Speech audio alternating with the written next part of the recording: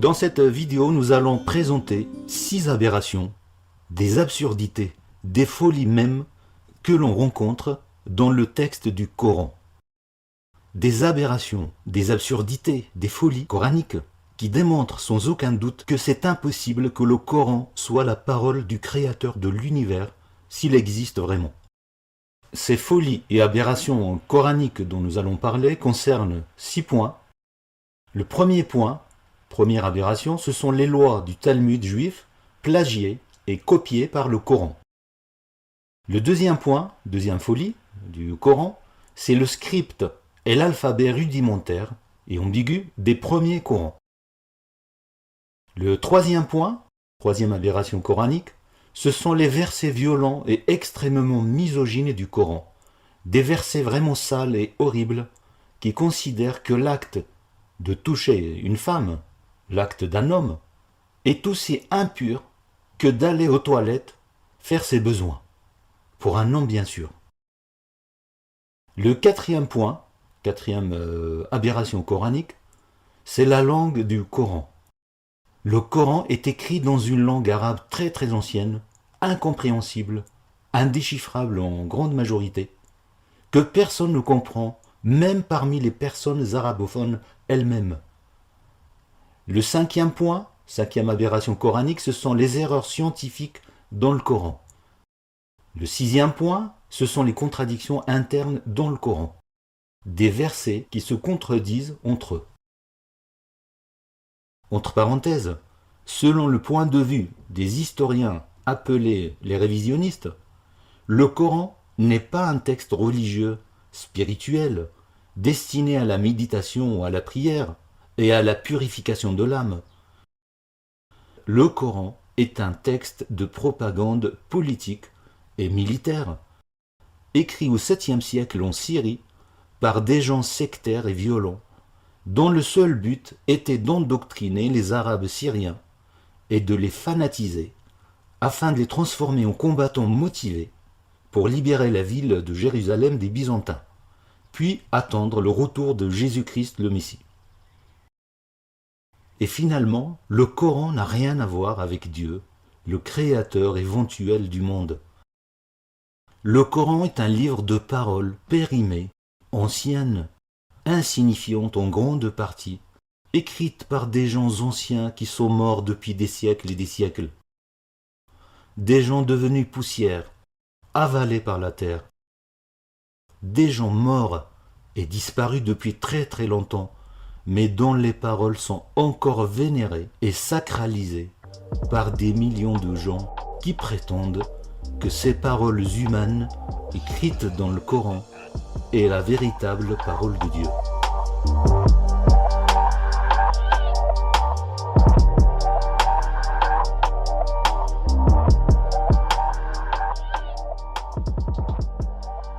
La première aberration et absurdité que l'on rencontre dans le Coran, ce sont les lois talmudiques. Les lois talmudiques du Coran. En effet, l'une des choses les plus folles que l'on trouve dans le texte coranique, ce sont les lois juives que les auteurs du Coran ont copiées du Talmud juif, mais que les musulmans croient sincèrement que ce sont des lois divines révélées à Mohammed dans le désert de la Mecque. Alors quelles sont les lois talmudiques juives copiées dans le Coran?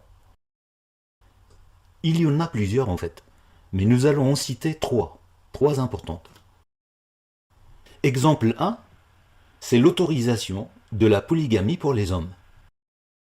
Le Coran donne à l'homme le droit de se marier avec plusieurs femmes, jusqu'à 4. Ça, c'est une loi talmudique, écrite dans le Talmud juif, qui a été copiée par le Coran. La polygamie jusqu'à 4. Le second exemple de copie du Talmud vers le Coran, c'est l'obligation pour une femme divorcée d'attendre 3 mois avant de se remarier de nouveau. Cette obligation, c'est une loi talmudique que l'on trouve dans le Coran. Le troisième exemple de loi talmudique dans le Coran, c'est l'obligation faite à la mère d'allaiter son nourrisson pendant 2 années complètes. Là aussi, c'est une loi talmudique du Coran. Alors certaines personnes musulmanes répondent que c'est normal de trouver des lois juives dans le Coran, car celui-ci reconnaît la Torah juive. Et le Coran est venu compléter la Torah et la religion juive. Le problème avec cet argument, c'est que les lois juives du Coran ont été copiées du Talmud, et non pas de la Torah que les musulmans reconnaissent comme livre sacré descendu sur Moïse. Mais le Talmud, lui, ne vient pas de Dieu, selon les Juifs eux-mêmes. Pour les Juifs, le Talmud n'est pas la parole de Dieu, mais simplement les explications et l'exégèse de la Torah. Et cette explication de la Torah a été composée et écrite par les rabbins, et donc non pas révélée par Dieu lui-même à Moïse. En résumé, dans la religion juive, le Talmud n'est pas la parole de Dieu. C'est une explication, une exégèse de la parole de Dieu, écrite dans la Torah. Même s'il existe des juifs pratiquants qui considèrent que le Talmud est une espèce de Torah orale, de révélation orale. Donc la conclusion de tout ça, c'est que les auteurs du Coran n'ont pas copié sur la Torah, mais sur la parole des rabbins juifs qui est le Talmud. Et cela implique quelque chose de totalement fou. Cela implique que le Dieu du Coran, Allah, a copié ses lois sur ses créatures, les rabbins juifs. C'est ça qui est aberrant et quelque part fou dans le Coran. C'est quelque chose d'incroyable. C'est comme si le Dieu du Coran, Allah, se comportait comme s'il était incapable de concevoir lui-même une loi coranique toute neuve, comme un grand, puis la révéler à son prophète Mohammed. Non, Allah n'a pas conçu une nouvelle loi, il est simplement parti la piquer dans le Talmud des rabbins juifs. Tout compte fait, ce plagiat des lois talmudiques effectué par les auteurs du Coran est l'une des plus belles folies coraniques. Une très belle preuve que le Coran ne peut pas être la parole de Dieu. Ce sont des hommes comme moi et vous qui l'ont écrit, tout simplement.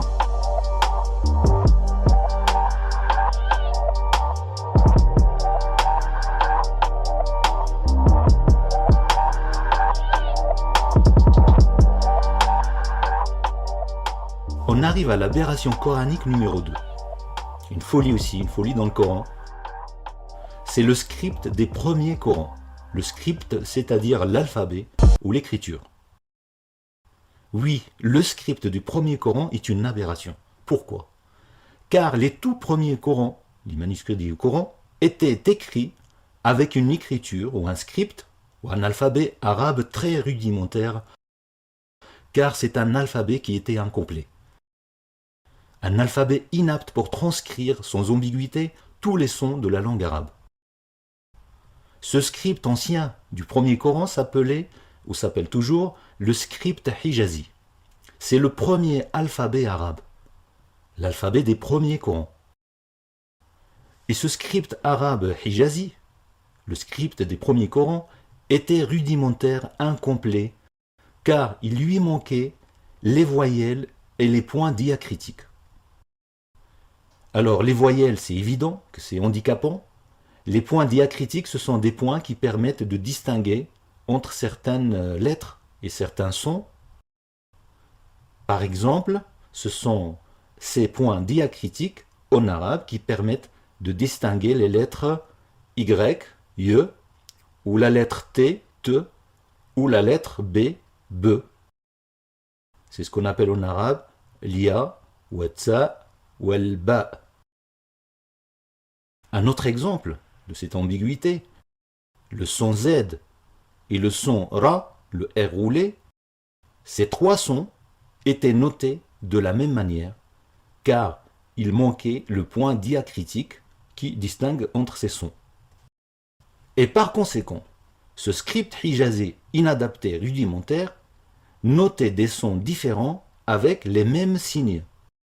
C'est-à-dire que dans les premiers Corans, on le voit dans les premiers manuscrits du Coran, les plus anciens manuscrits du Coran, comme le manuscrit de Sanaa ou les manuscrits du Coran de Paris, dans ces premiers Corans, on ne peut pas et on ne pouvait pas distinguer entre certains sons. En plus de l'absence de ces points diacritiques, l'absence des voyelles de ce script hijazi, le premier script arabe, le script des premiers Corans, l'absence des voyelles de ce script empêchait la lecture précise et univoque des mots. Par exemple, le mot écrire en arabe, kataba, s'écrivait de la même manière, c'est ce qu'on appelle le rasm. En traduction littérale, rasm ça veut dire dessin. Donc ce mot de kataba, écrire, le verbe écrire, s'écrivait de la même manière, il avait le même signe, le même rasm, que le mot kitab qui veut dire livre. Ça veut dire que dans les premiers Corans, on ne peut pas distinguer le verbe kataba, le verbe écrire, du mot ou du nom kitab qui veut dire livre. Ce qui change complètement le sens. Voici un autre exemple de cette ambiguïté du script hijazi, le script des premiers Corans. Le mot fille en arabe se dit bint, mais ce mot s'écrit de la même manière que le mot maison, bayt. Donc quelqu'un qui lit le mot bint, fille, ne peut pas savoir s'il ne lit pas en fait le mot bayt qui veut dire maison. Donc là on a un amalgame, une ambiguïté entre le mot fille et le mot maison. Et c'est ainsi que le Coran fonctionne, le premier Coran. Les mots sont indéchiffrables parce qu'il manque les points diacritiques, il manque les voyelles. Donc pas de voyelles, pas de points diacritiques, et on mélange les sons dans le Coran, dans le premier Coran. C'est ça l'écriture des premiers Corans. Et la conséquence de ce script incomplet, le hijazi, ce script rudimentaire, c'est que le texte du premier Coran était impossible à décoder évidemment, ou à lire de manière précise et univoque. Comme on l'a vu avec les exemples de livres et de écrire, ou bien l'exemple de fille et de maison, bint et bayt, etc. Et le même mot, écrit, donnait plusieurs sens. Le même verset pouvait aboutir à des lectures et des significations totalement différentes, parfois même opposées. Ces défauts d'écriture des premiers Corans, dus à ce script incomplet, le hijazi, a engendré des guerres civiles entre les différentes factions et sectes musulmanes depuis plus de 14 siècles. Car chaque faction ou secte avait ses propres lectures du Coran en fonction de ses intérêts politiques et religieux. Ce script défectueux des premiers Corans explique aussi pourquoi il existe actuellement plusieurs versions différentes du Coran. Des Corans différents selon la secte et la faction islamique, comme par exemple la faction sunnite et la faction chiite, ou selon la zone géographique. Dans la zone du Maghreb, il existe un Coran légèrement différent de la zone de l'Orient, par exemple. C'est ce qu'on appelle en arabe al-qira'at, les différentes lectures du Coran. En fait, ce sont des versions différentes du Coran. Et ce sont des versions différentes non pas seulement sur l'écriture des mots, mais sur leur signification. En conclusion, c'est impossible que le créateur de l'univers, s'il existe vraiment, Dieu, c'est impossible qu'il commette cette folie, envoyer un livre sacré à tous les peuples de la terre. Un livre écrit avec une écriture incomplète, impossible à déchiffrer de manière univoque et précise, que ce soit par une personne arabophone, née en Arabie Saoudite ou en Syrie, ou par une personne chinoise par exemple, ou un esquimau. Écriture incomplète qui produit des dizaines de versions différentes du Coran. Impossible que ça soit la parole divine.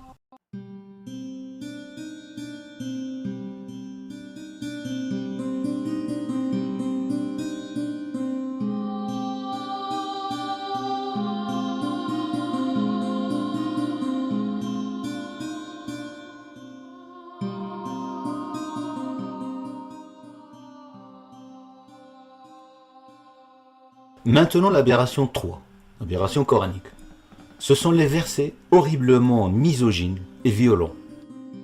Des versets anti-femmes, clairement contre les femmes. Toute personne qui lit le texte du Coran de manière neutre, objective, détachée, et loin de l'endoctrinement et du lavage de cerveau islamique, cette personne ne peut qu'être choquée par l'extrême misogynie, l'injustice et la violence qui s'en dégagent, en ce qui concerne les femmes. Qu'elles soient des épouses, des sœurs ou de simples femmes.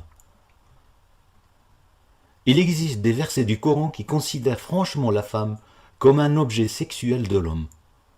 Pour le Coran, la femme est une bête destinée uniquement à assouvir l'appétit sexuel de l'homme et à lui donner des enfants, surtout des garçons. Alors, exemple numéro 1. Voici un verset coranique horrible et violent car il incite l'homme à frapper son épouse sans aucune faute, gratuitement, comme ça. C'est la sourate 4, verset 34. Entre parenthèses, la sourate 4 s'appelle la sourate des femmes. Ça, c'est de l'humour coranique. Une sourate qui maltraite les femmes, qui demande à les frapper, porte le nom, la sourate des femmes. Qu'est-ce qu'il dit ce verset 34 de cette sourate 4 en arabe? واللاتي تخافون نشوزهن فعظوهن واهجروهن في المضاجع واضربوهن. Traduction. Et celles dont vous craignez la déviance, faites-leur la leçon. Abandonnez-les dans la couche et frappez-les. C'est un verset horrible, ce verset 34 de la sourate 4. Il demande clairement, comme on le voit, il demande à l'homme de frapper sa femme, son amoureuse, sa bien-aimée, s'il la soupçonne uniquement de commettre un acte immoral. وَاللَّاتِي تَخَافُونَ نُشُوزَهُنَّ en arabe. C'est-à-dire celles dont vous craignez la déviance. C'est incroyable.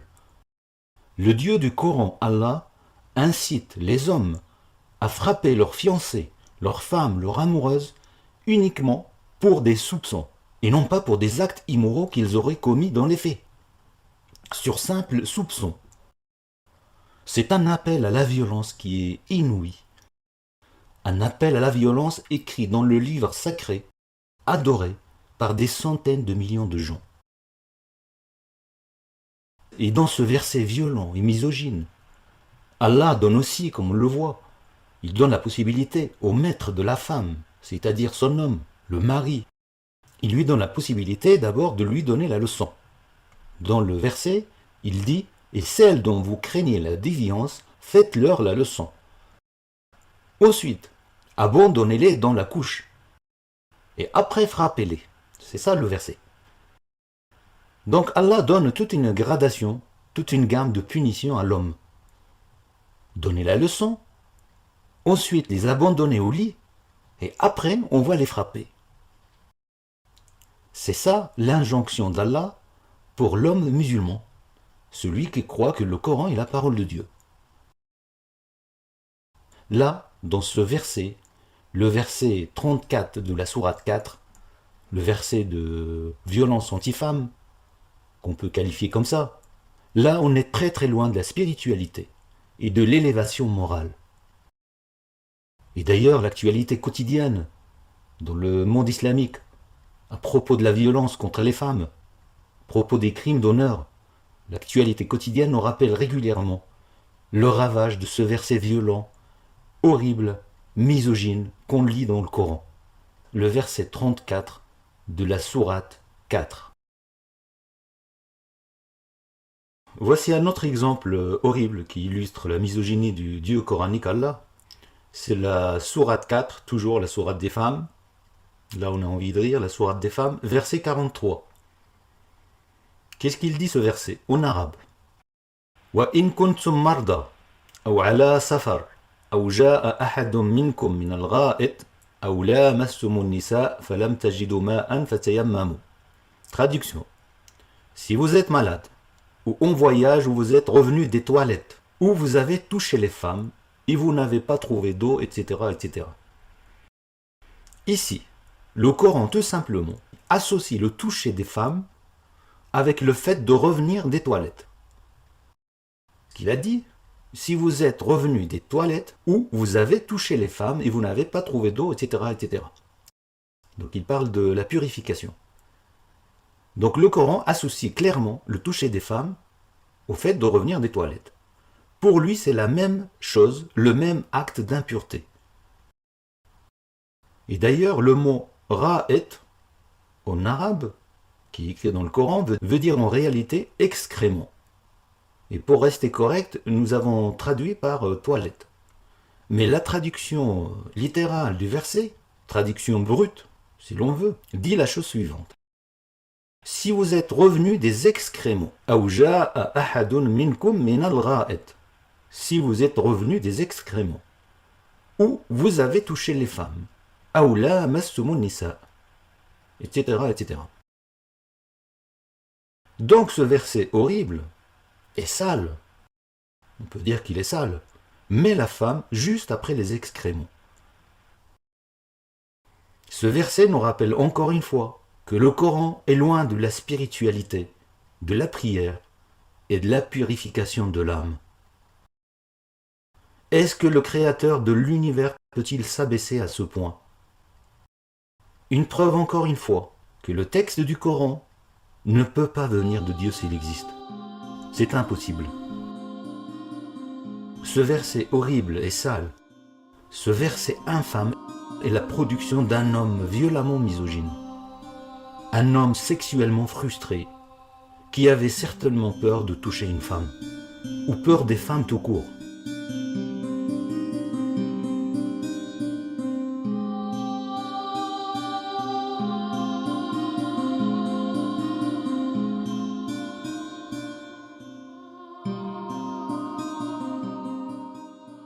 On arrive à l'absurdité numéro 4 dans le Coran.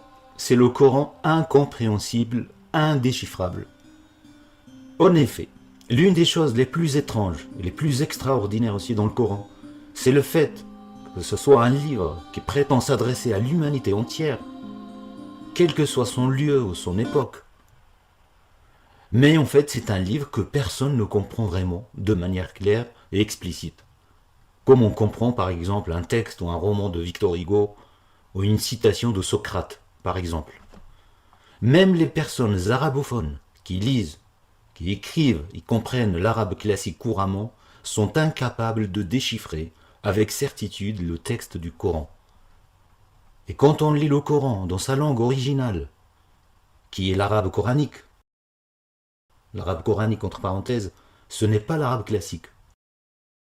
L'arabe coranique, c'est un arabe ancien, un mélange d'arabe, syrien, d'aramien syriaque et d'hébreu.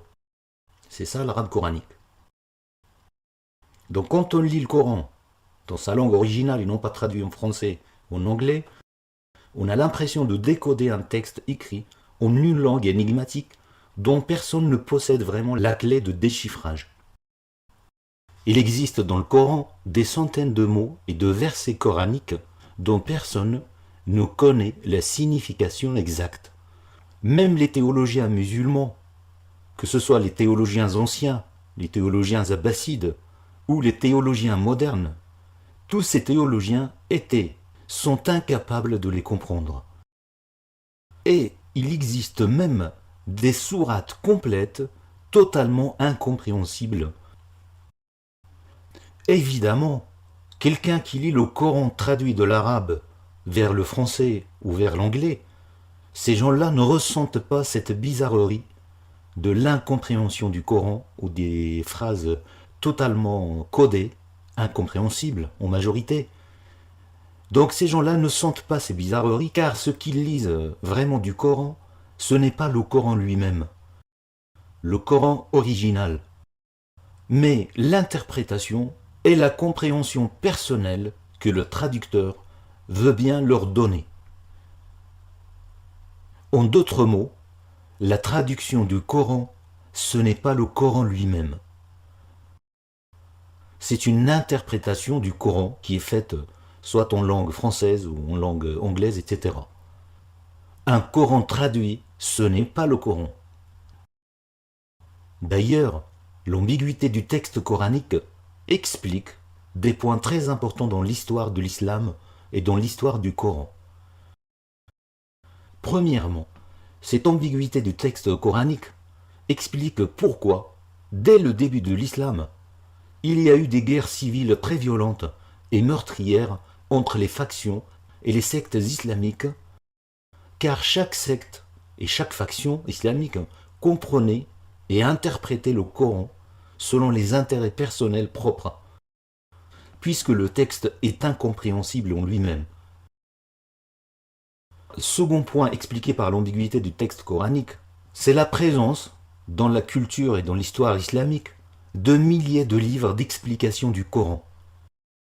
L'exégèse du Coran. C'est ce qu'on appelle en arabe Tafsir al-Qur'an, l'exégèse du Coran. La religion islamique a ceci de particulier dans son histoire par rapport, par exemple, au judaïsme ou au christianisme, c'est qu'elle possède des milliers de livres d'exégèse, contrairement à la Bible. Conclusion de cet argument, l'argument du Coran incompréhensible, c'est que le Dieu de l'univers, s'il existe, ne peut pas envoyer un message aussi énigmatique, aussi flou, incompréhensible, et qui a besoin de milliers de livres d'exégèse pour être compris par le commun des mortels. C'est impossible que ce soit la parole de Dieu.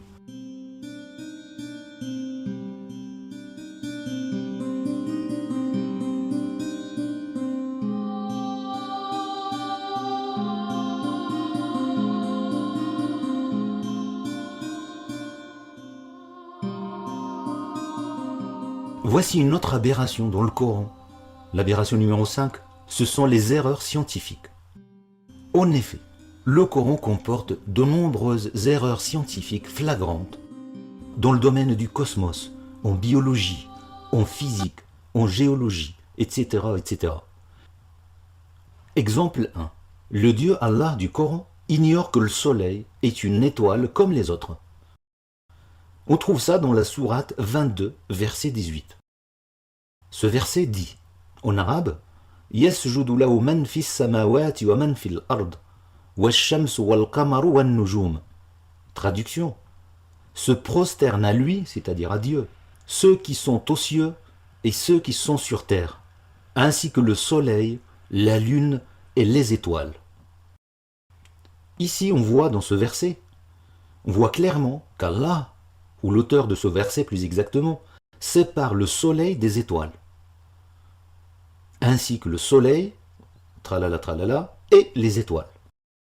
Donc il va aligner le soleil, après la lune, ensuite viennent les étoiles. Wash-shams wal-qamar wan-nujum. Donc l'auteur de ce verset, c'était un homme de son époque. Il observait les étoiles, la nuit, et il observait le soleil le jour.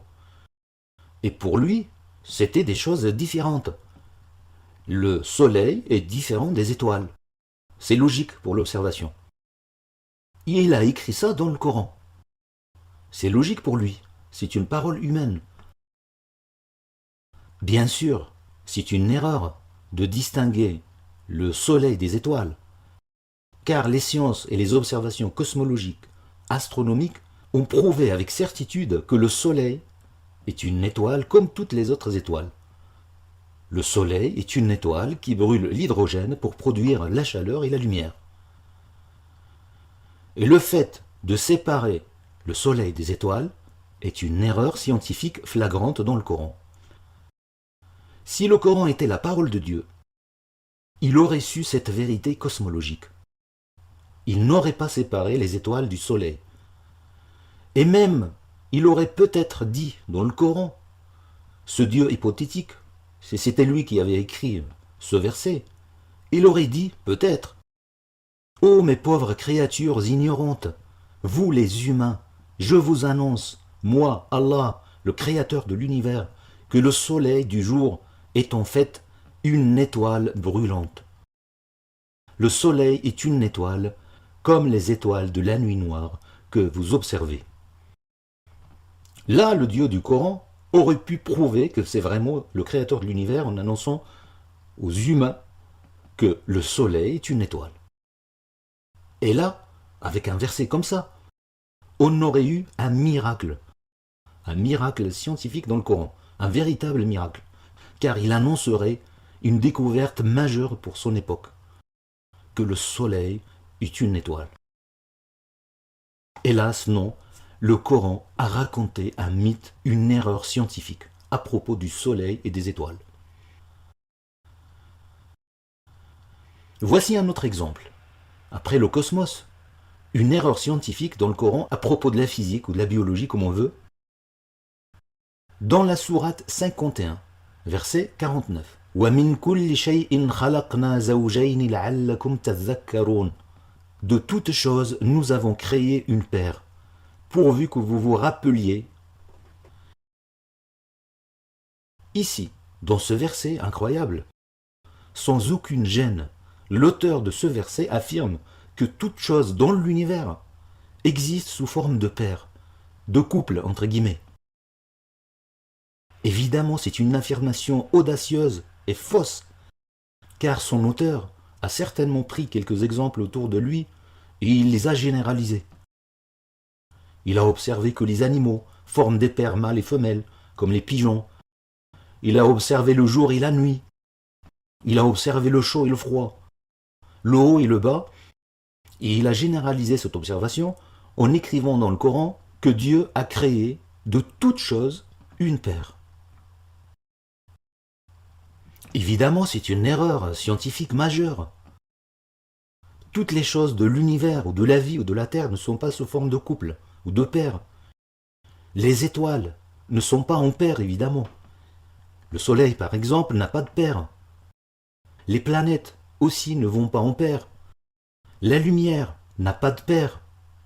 La particule qui représente la lumière, le photon qui transporte l'énergie lumineuse, n'a pas de paire, contrairement par exemple à l'électron. Les montagnes, par exemple, n'ont pas de paire. Les bactéries ne sont pas en paire. Les virus ne sont pas en paire.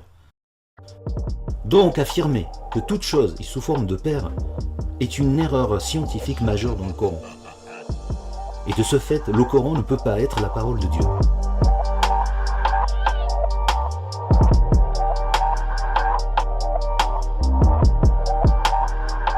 Alors, dernière folie et aberration coranique, la numéro 6, ce sont les contradictions internes dans le Coran. En effet, il existe de nombreux versets coraniques qui se contredisent entre eux. Exemple 1, la sourate 15, verset 1. Tilka ayatul kitabi wa Qur'anin mubin. Traduction, ce sont des versets du livre et du Coran compréhensible. Qur'an mubin, que l'on peut traduire par Coran compréhensible ou Coran clair. Ici, évidemment, c'est une contradiction flagrante avec ce qu'on a expliqué précédemment, car le Coran n'est pas du tout clair ni compréhensible. Allah, évidemment, se contredit avec lui-même. Non seulement le Coran n'est pas compréhensible, n'est pas clair, mais les premiers Corans étaient écrits avec un script, une écriture sans voyelles ni point diacritique, une écriture incomplète, inadaptée, qui empêchait la lecture précise des mots du Coran, comme on l'a déjà vu. Donc là, on a une autocontradictions dans le Coran. Exemple 2, d'autocontradiction dans le Coran. C'est la sourate 39, verset 53. Inna Allah yaghfiru dhunuba jami'an. Allah pardonne tous les péchés. Ok, c'est très bien.